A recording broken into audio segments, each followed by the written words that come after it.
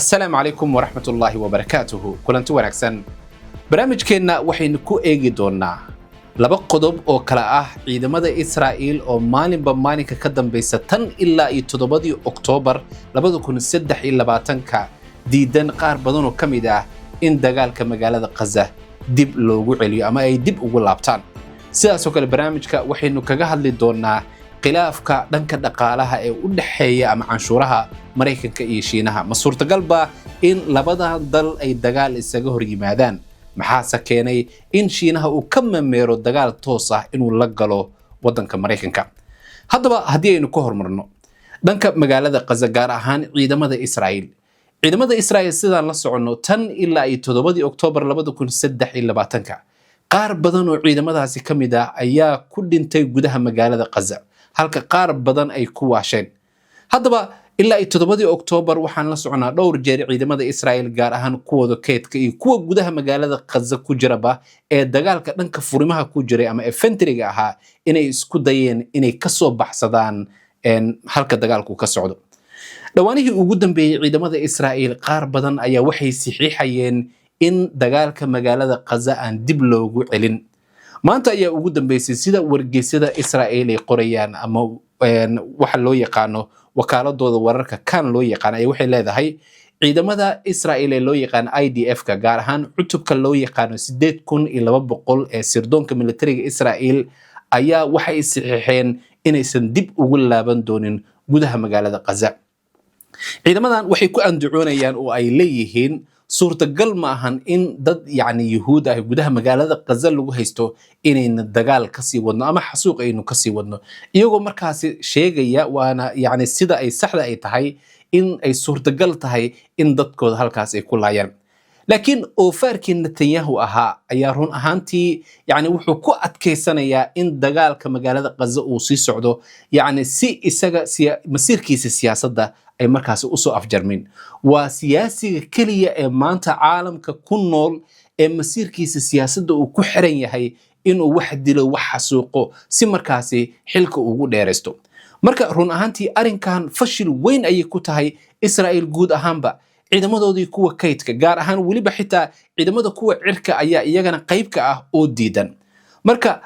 qaar Israa'iil wargeysadooda ama falanqeeyaasha qaarkood waxay aaminsan yihiin waxa suurtagal ah in aakhirkii Israa'iil ay adduunka ay u doonato calooshood u shaqeystayaal markaasi qayb ka noqda ciidamada Israa'iil inkastoo waliba ilaa hadda ay ku jiraan laakiin arinkaasi ayaa aad looga cabsi qabaa dhanka kale war degdega oo goordhaweyd Al Jazeera lagu soo daabacay ee waxa uu sheegayaa in ciidamada Israa'iil guud ahaanba ay la wareegeen marinka loo yaqaan Morak marinkan ayaa oofarkii Netanyahu wuxuu ku dhawaaqay 2 bishii Abriil sidaan la socono isagoo sheegay in ciidamada Israa'iil ay marin cusub ama qad cusub ay sameyn doonaan oo markaasi noqon doona in magaalada Rafah xareereeya waxaan la soconaa magaalada Rafah waxa dhanka Masar xiga jira marin loo yaqaan Philadelphia marinkan sida shaashada aad ka arkaysaan magaalada Rafah ayuu dhanka kale ka mari doonaa oo qorshaha Israa'iil wuxuu yahay in iska caabinta Falastiiniyiinta ay ku cadaadiyaan sidii ay u soo dhiibi lahaayeen dadka gudaha magaalada Gaza ay ku haystaan laakiin arinkaasi falanqeeyaasha caalamka oo dhan waxay ku macneynayaan inaysan suurtagal ahayn Israa'iil waa marinka saddexaad ee ka sameynayso gudaha magaalada Gaza waxaan la soconaa marinka loo yaqaan ama qadka loo yaqaan Netsarim ee kala qaybiya waqooyiga magaalada Gaza iyo sidaas oo kale caasimadda magaalada Gaza marka hadda marinkan cusub waxay sheegayaan ama qorshahoodu yahay inay ku cadaadiyaan iska caabinta Falastiiniyiinta waana marin cusub oo loo yaqaano Morak Morak macnaheedu waxay tahay magaaladan Gaza sidaan la socono waagii hore 2005 ka hor waxaa deganaa dad Yahuud ah marka waa magaaladan Rafah ka hor ay waxay u garan jireen inay tahay Morak marka magacii ay dib u soo celinayeen iyagoo ujeedadu ay tahay in Israa'iil ay dadka degan ee Falastiiniyiinta guud ahaanba halkaasi ay ka qaxiso haddaba haddii aan eegno khilaafka u dhaxeeya Mareykanka iyo Shiinaha ee ku aadan dhanka canshuuraha Donald Trump sidaan la socono tan ilaa ay markii xilka uu qabtay maalmihii ugu dambeeyay ama isbuuciyadii ugu dambeeyay wuxuu ku soo celcelinayay in caalamka oo dhan canshuuro kala duwan uu markaasi ku soo reeyay gaar ahaan in Shiinaha uu ku cadaadinayo si diblomaasiyadeed in canshuurta uu ku kordhiyo shiinaha sidaas kagama aamusan iyagana tillaabadii uu qaaday Mareykanka mid ka duwan ayay iyagana qaadeen ama kaba daran. Haddaba su'aasha taagan waxay tahay suurtagal miyaa in Mareykanka iyo Shiinaha dagaal ay isaga hor yimaadaan? run ahaantii Donald Trump wuxuu si qayaxan u sheegay in Shiinaha uu aad ugu kordhiyay lacagta canshuurta ama badeecadaha laga soo wareedo dhanka Shiinaha ee la keenayo dhanka Mareykanka. Shiinahana isagana si midaasi la mid ah ayuu isagana ugu kordhiyay badeecadaha Mareykanka laga keenayo ee loo soo waarido dalkiisa Shiinaha. haddaba isku dhaca laga cabsi qabo ma waxa laga yaabaa inuu noqdo mid ciidan mise waxa laga yaabaa mid ganacsi? dadka falanqeeya arrimaha Shiinaha iyo Mareykanka gaar ahaan dhanka dhaqaalaha waxay aaminsan yihiin in khilaafkan uu ku ekaan doono dhanka diblomaasiyadda ama ku salaysan dhaqaalaha. sidaas oo kalena waxay aaminsan yihiin inaysan noqon doonin mid military ama awood military in markaasi ay isku muqooniyaan. Mareykanka iyo Shiinaha labaduba يعني waxaan la soconaa inay yihiin laba dal oo awoodoodu ay aad u weyn tahay alla weyne dhaqaale ahaan adduunka sidaas oo kale dagaal toos ah in ciidan ay yani inuu noqdo suurtagal maaha ay dadka falanqeeya arrimahan Mareykanka iyo Shiinaha ay aaminsan yihiin. xitaa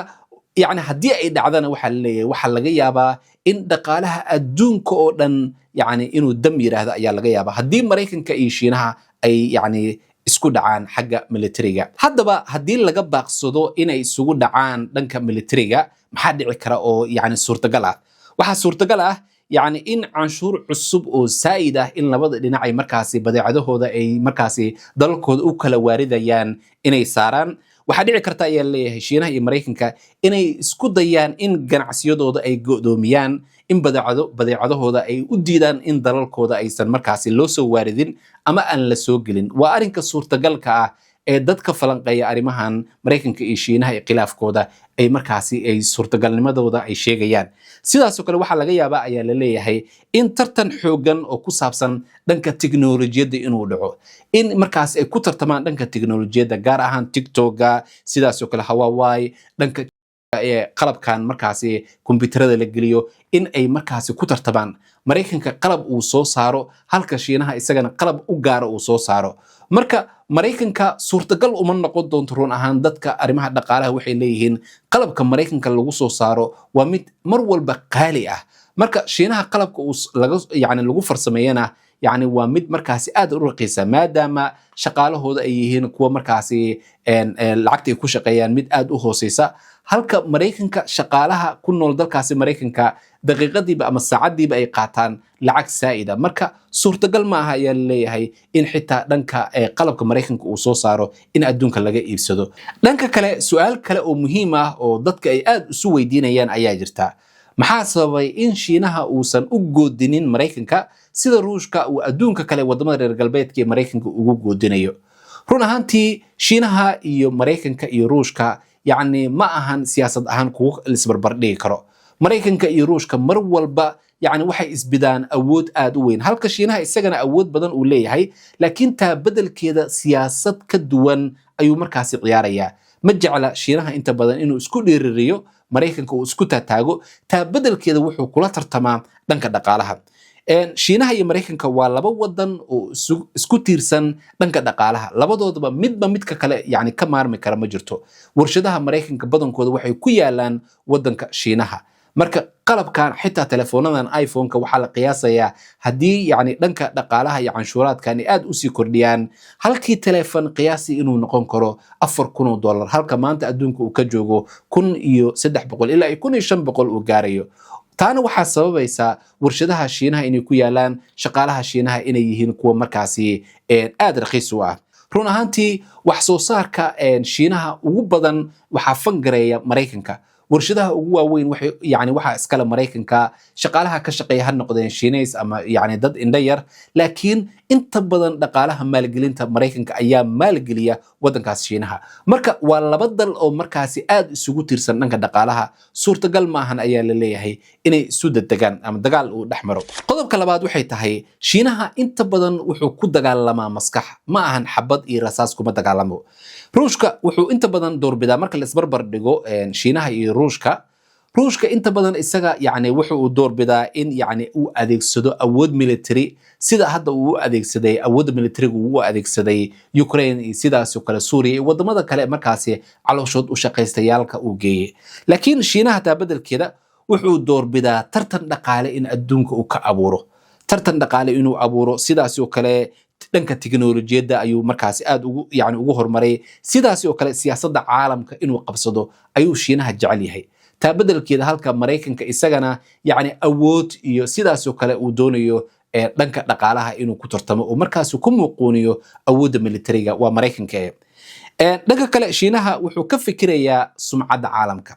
Shiinaha inta badan marka aad fiiriso siyaasadiisa waxa uu hadda u raadinayaa sumcadda caalamka inuu helo tusaale ahaan Shiinaha wuxuu rabaa in lagu ixtiraamo caalamka in laga ixtiraamo caalamka oo dhan si markaas uu u helo saameyn siyaasadeed gaar ahaan bariga dhexe in Mareykanka uu ka saaro ayuu hadda tartan xoogan uu kula jiraa taa beddelkeedana Mareykanka 7 Oktoobar ayuu baraarugay markii dalal badan Shiinaha ay aad u soo dhaweeyeen marka Mareykanka hadda ayaa waagu ku bariyay taa beddelkeeda ayuu wuxuu doonayaa inuu ku muqooniyo awood diblomaasiyadda dhaqaale iyo mid military ba laakiin Shiinaha diyaar uma ahan in Mareykanka uu markaasi dagaal hadda uu la galo dhanka kale Mareykanka run ahaantii ilaa ay hadda awood ahaan dhanka militariga isaga ayaa ka sareeya Shiinaha inkastoo Shiinaha yani uu leeyahay ciidamo aad u xoogan iyo sidaas oo kale tiknoolajiyad aad u sareysa haddana Shiinaha maanka wuxuu ku hayaa maskaxda ku hayaa in Mareykanka uu leeyahay tiknoolajiyad dhanka militariga oo aad u horumarsan